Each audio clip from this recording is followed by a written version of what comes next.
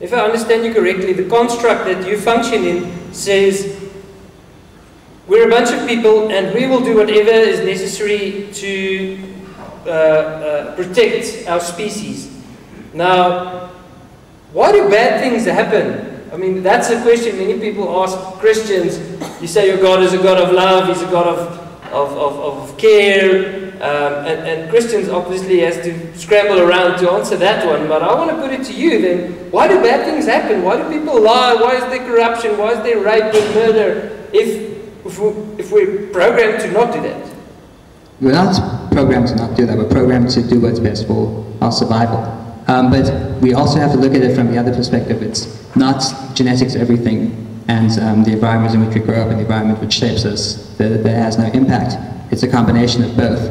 And it's the ideas that you are exposed to during your formative years and subsequent to that, and the traumas you deal with in your lifetime that result in your actions later on in life. And there's also a psychological perspective from which you can look at ideas of rape, of corruption, and so on.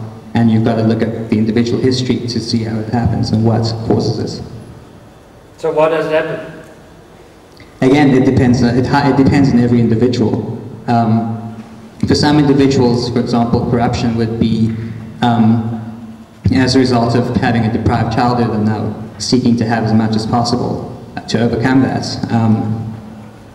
For other instances, there are probably a whole host of explanations, but it goes down to every individual and the choices that every person makes throughout their lifetime.